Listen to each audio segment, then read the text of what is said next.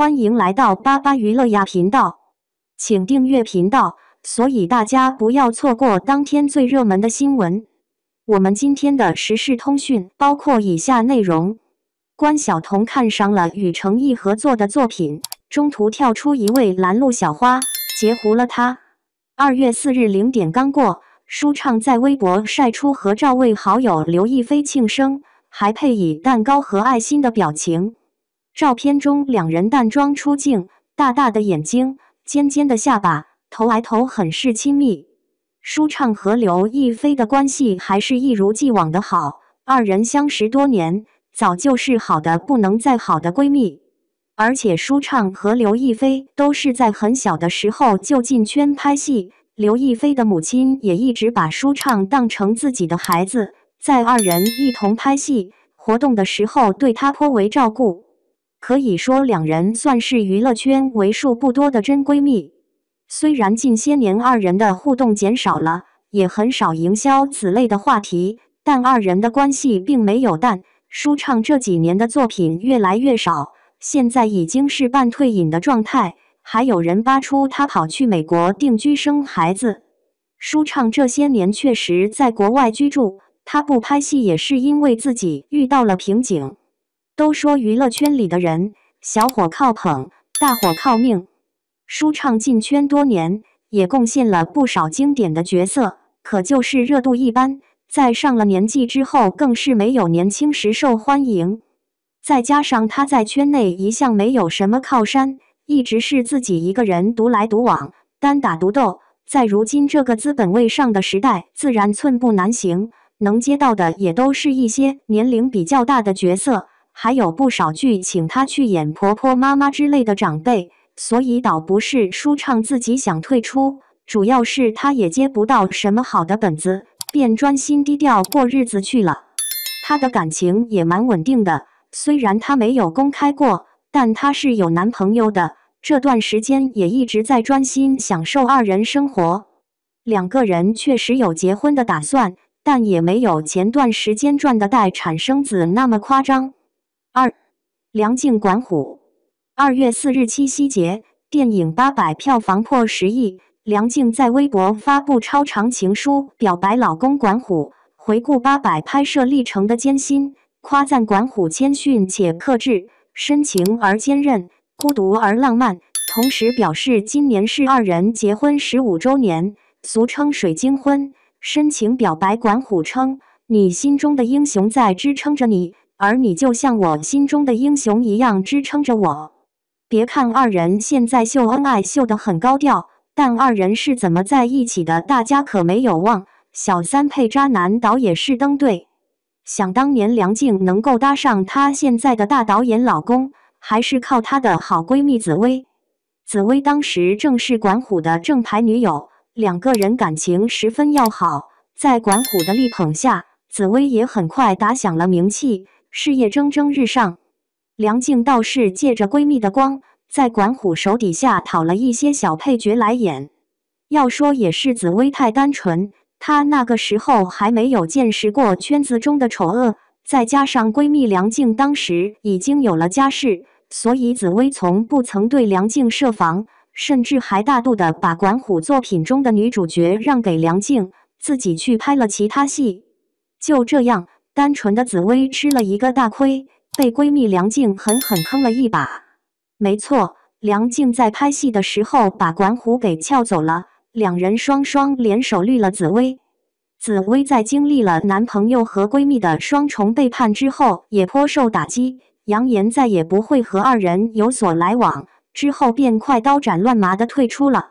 后来紫薇的情路也一直坎坷不顺，反倒是这二人却到如今还相安无事。3. 罗云熙白鹿。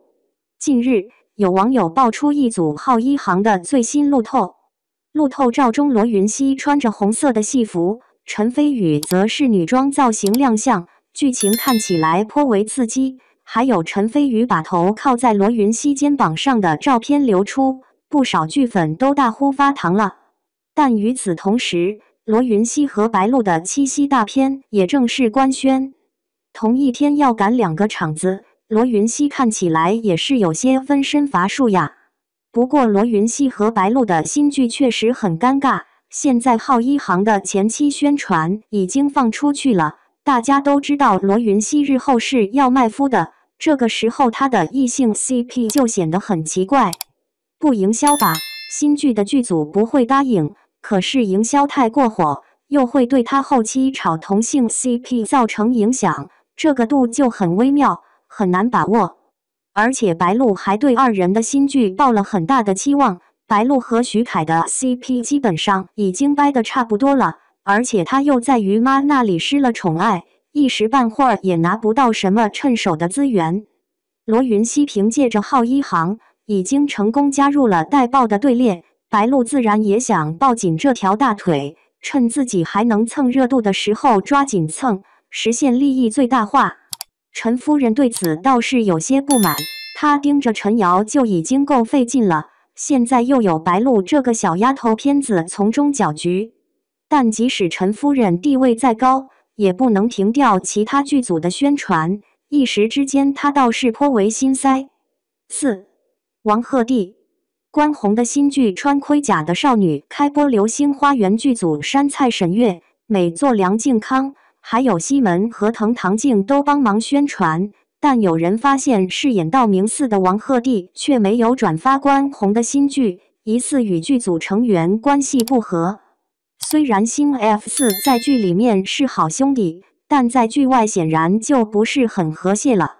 都说3个女人一台戏，但是4个男人凑在一起，自然也要争一个高低。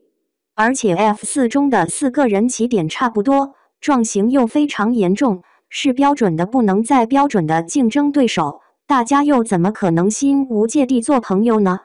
早在这部剧开拍的时候，4人就因为选角一事斗了很久，后来女主和其中一位男生谈恋爱，要另一位男生替她打掩护等等，事情也是几个人矛盾的根源。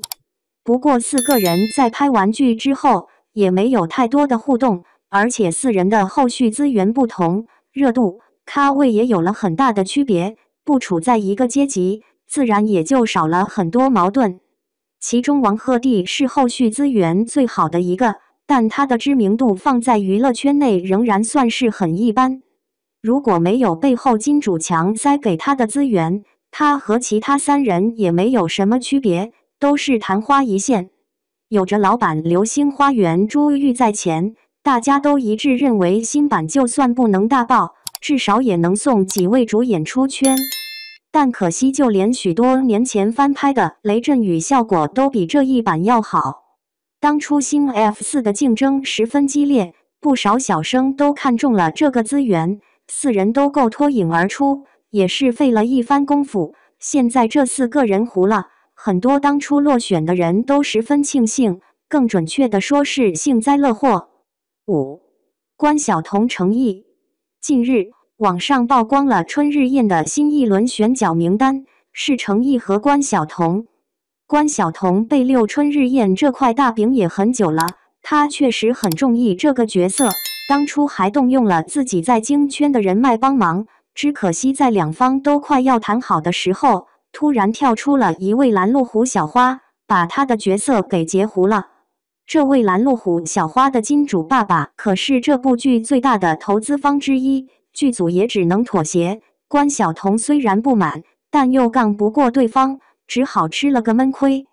但后期小花又看上了一部新的作品，有了放弃这部剧的打算，剧组才转而再次找到了关晓彤，问她愿不愿意继续出演。现在双方还在商议这件事情，并没有定下来。不过程毅出演这部剧的可能性却不大，他凭借在播剧《琉璃》有了不小的热度，《琉璃》相较于大爆剧来说还差着很远的距离，但程毅的团队惯会营销，靠着水上来的数据，营造出了一种程毅大红大紫的假象。包括春日宴这个资源也是他们主动贴上去的，剧组并没有想邀请他的打算，是他们主动放出了在谈这个资源的假消息，以此来给程毅镀金。他的团队还买了一批鼓吹程毅古装有仙气的通稿，打造程毅古装美男的人设。